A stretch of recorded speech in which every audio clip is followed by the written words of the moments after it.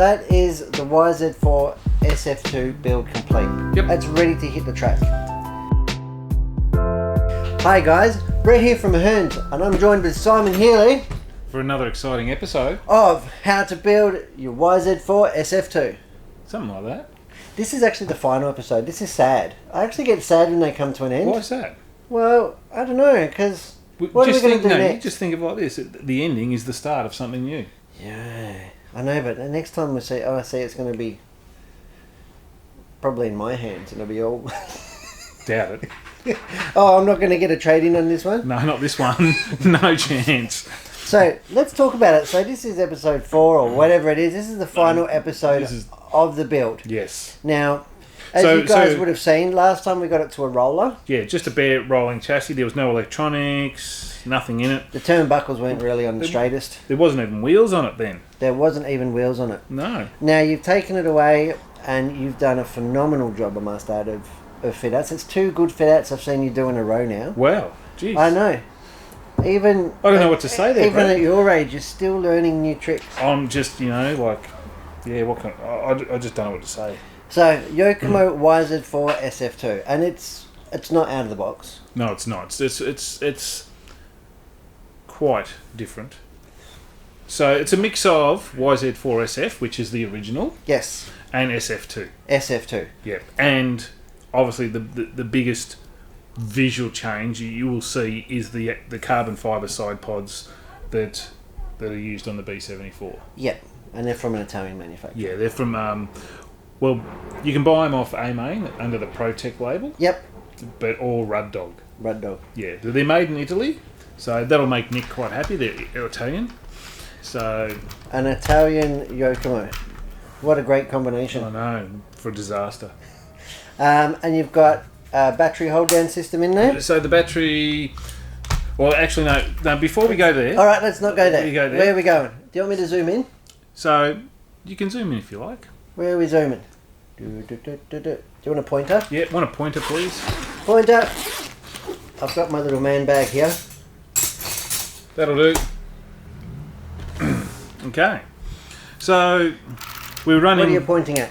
First of all, we're running the HBL 599 low-profile servo. Yeah, so that's an MKS. Which is the MKS. That's our preferred servo in our 4-wheel drives because it's 20 kilos or at, I think 19.5 maybe on some, but just 20 kilos of torque. That's at 6 volts. 6 volts. Yeah. You don't run your gear at 7.4, do you? It's too fast. Yeah. Okay, it makes the car too twitchy and too fast. Yep. So, on this car, servo length is important. Servo horn length, sorry. I left the horn part out then. Yep. So, servo horn length is important because that obviously has an effect on the speed of the steering. Right, yep. So we run the 17.5mm Yokomo servo horn. Okay. Not the 19. The 19 is too long. The 17.5 is just right. Just right. Is that right. the two-wheel drive one? No, it's 15.5. No, the two-wheel drive is 15.5. Yep. But if you go shorter than 17.5, you do have issues with this top turnbuckle link laying onto the servo and touching the drive shaft. Yes. Okay, so it's to start off with the modifications is we change this carbon brace bracket here that bolts onto the steering bell crank. Yes. That's actually a Berserk one that we've tried. Well, it's about the 4th version that we've tried different positions of the whole offset to actually just give the steering a little bit less high-speed rate when you actually turn, calm the car down, and just a nicer feel. So that's longer than standard. Even the 2 holes, it's further out than the 2 holes. So. And it's just to calm it down a bit because they are so direct, especially on a high traction track that we mainly race. Very reactive. Very reactive. So that's the first kind of modified part with the 17.5 servo horn that works really well. Yeah. Okay.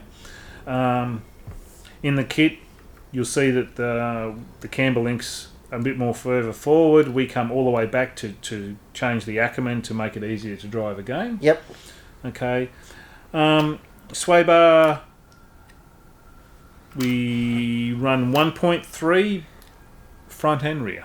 1.3 front and rear. Yeah, that's what I've liked, and also Nathan's liked, someone else might prefer 1.2 on the front or 1.1. Just depends on what you actually prefer. Yep. But we actually like the feel with the way we set our cars up with the 1.3 front and rear. I prefer the 1.2s. Really?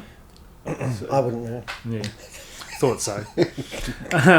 Another part that you'll notice is tie screws. The Yokomo tie screws, all through the car, everywhere we've got the tie screws. Not absolutely everywhere, but a good 90% of the screws. In the A, B, C and D block. Which are... Don't turn it upside down because I've left one out. Well, that's okay. You're allowed to do that. So we run steel screws. I run steel screws in the A, B, the 2 steering posts. Yep.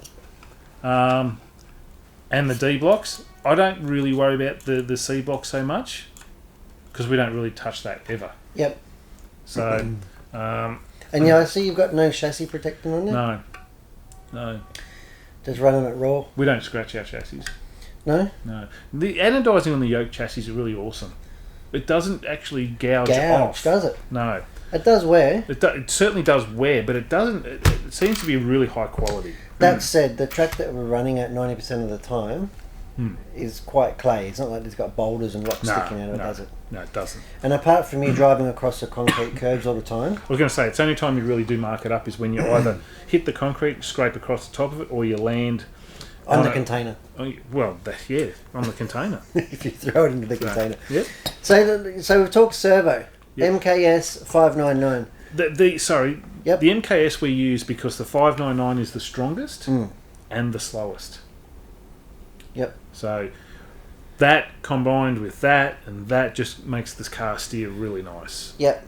And I can see you've actually got a Futaba Futaba receiver in there, but it's actually the lower spec one. Yes. So it's not the high resolution. No, just to tame it down that little bit more as well. So the quick response ones, Nathan struggles with that because he's so aggressive. Yep. So everything in this car is to detune it so he can drive it the way he feels it works for him. Which is fast. Rather than me try and force him to change himself. Yep. We set the car up in that respect to suit what he likes. Yep. So we just dole the car off. He can't drive mine; it's too sensitive in the front end. Yep. And I drive his, and I say it's too lazy. Yep. So that's just the difference between our two cars. And you've got an R1 speed in here. Yep, with the digital 3. That's digital 3, so that's got all the live data tuning and stuff, is it? We use that for a couple of reasons. All the speedies of today, like the Hobby Wing, the R1, the Orca, the Reedy, the Dash, they're all pretty similar and they're pretty much got the same. You're buying them because you like the look. Yeah. But the biggest function... And the usability. Yeah, the usability, right? The biggest function with the R1 is the data logger that records everything. Everything through the... We just plug in the Wi-Fi dongle and we kind of stick it to the top here. You are a dongle. And... and we do a run, and that gives us all the data that what's happening in the electronics. The heat, the temperature, the RPM, the brakes, all that kind of stuff. And it's really, really good, especially when you got such a high, powerful, so much power and so much go in that to get everything dialed in perfect. Yeah, without just causing undue wear and tear on your components. Yeah, without winging it. The other thing too is the throttle profile shows you if it's got any, like when you got the punch going into the boost into the turbo, it actually shows you if there's any overlap or under, where it drops or it's too much and stuff like that. So you can really smooth out the profile really well. And that would be dependent on motor, track, gearing, driving style. So the next part is our motor. We run the Dash 6.5 turn. So that's this black and gold beast here. Yep, Nathan likes the Dash because he can just wring its neck. Yep. Right, it's smooth. Super smooth. Really, really easy motor to use, and he can just wring its neck. He does say to me sometimes it feels a little slow, but that's only because he's trying to kill it. Yeah. So that with a standard spur gear on the center gear diff, we run the center gear. Yeah, we do not run the slipper at all. We always run the high, low traction, whatever traction, we run the gear diff. And just change the oil to suit the conditions? Yeah. I used to have a spare diff, but someone took it. Someone gave it to me. Oh, really? I don't recall that. And it had a shag spur gear on it. Well, that's what you get for this, so it's free.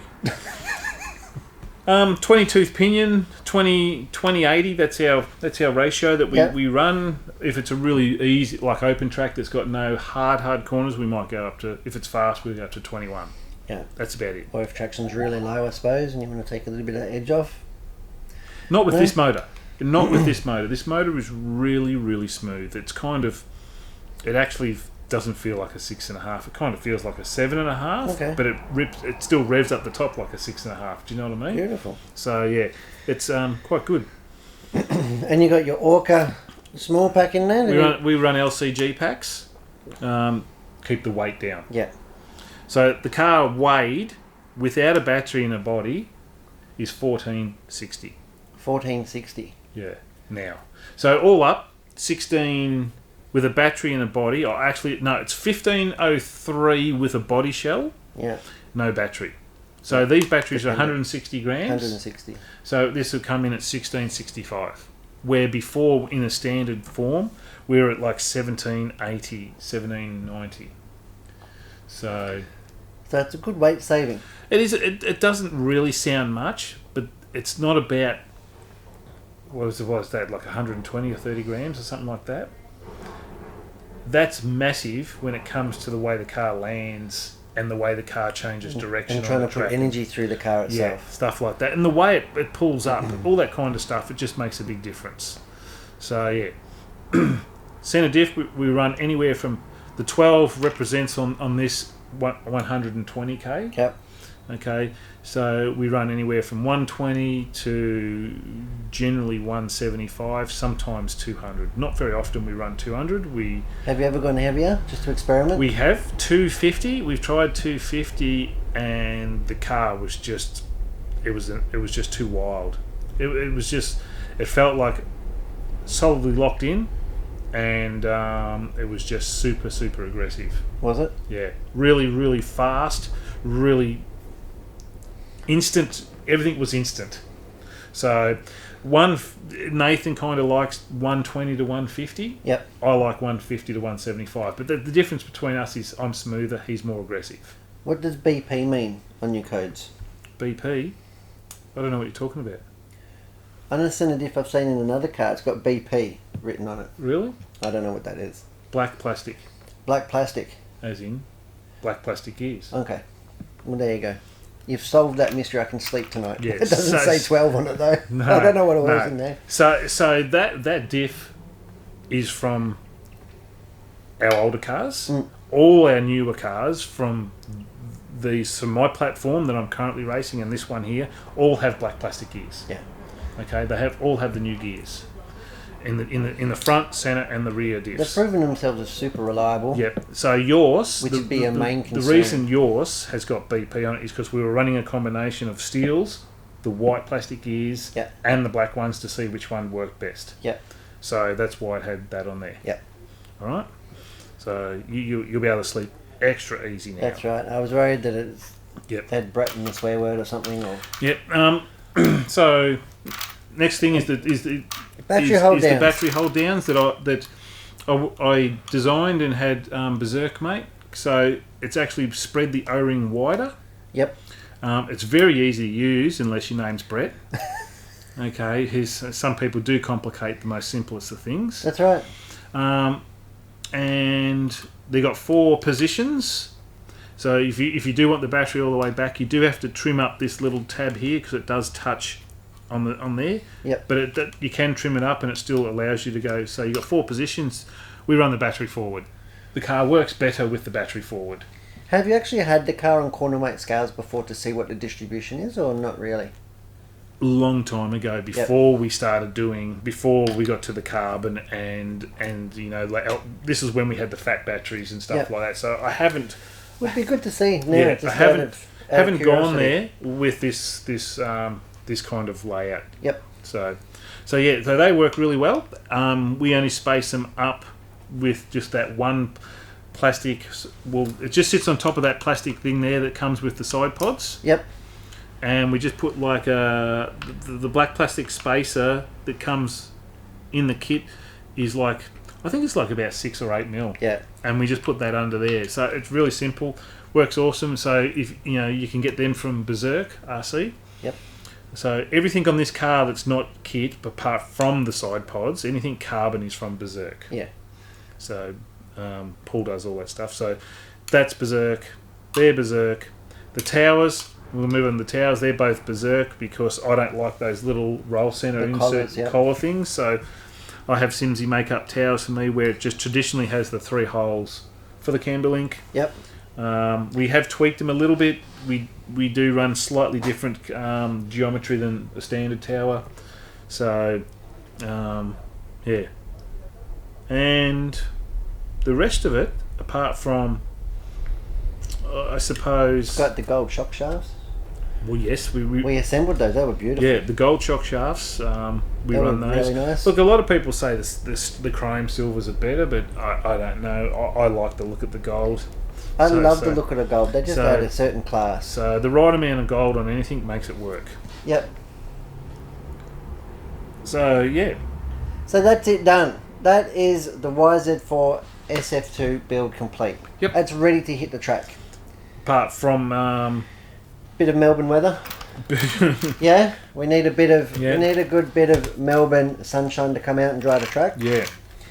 We really haven't had a great deal of that lately, but I'm sure it will come. We've got some big races going to the last half of the year. We've got the Nationals coming up.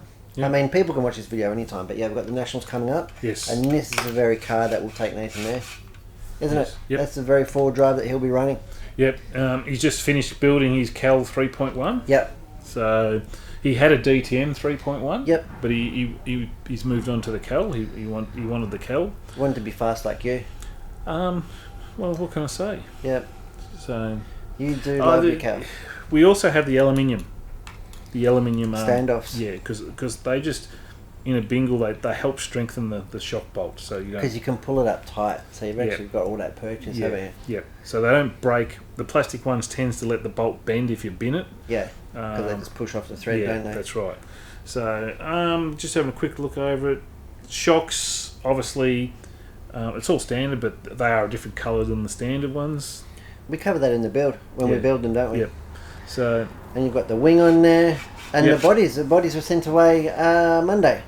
Yes. So the bodies will be back in a couple of weeks, and I'm sure we'll get some photos up for social media before you tear it in half. Until we destroy them. All right, guys. Well, yeah. I hope you've enjoyed watching Simon and myself build this YZ4-SF2. Yep. And apart from a few bespoke parts, it really is out of the box. Yeah, it is. It is. Yeah. We have used some hot up parts. We also we used the SF1, the first version bulkheads just for durability. We wanted the extra strength. So if you stayed with the originals, you're saving about another 12 grams. Yeah. Okay, so in stock, you'll probably stay with the originals and you'll drop off another 12 grams. And then if you went to the standard lightweight body, you'll drop about another 20 grams. Yeah. So that's what I run. I can't run the heavyweight bodies because I just find they really upset the handling. Yeah, I thought you'd be like that. So, but if anyone is building one or built one and they need any assistance or help, just either contact Brett or even just send a message to Hearns and Brett will get you in contact with either myself or pass on the information. Absolutely, to the team. Yeah. All right, guys. Well, I hope you've enjoyed the build as much as I have. All right. See you at the track. Thanks, guys. We're from Hearns, and thanks for watching. All right. See you later.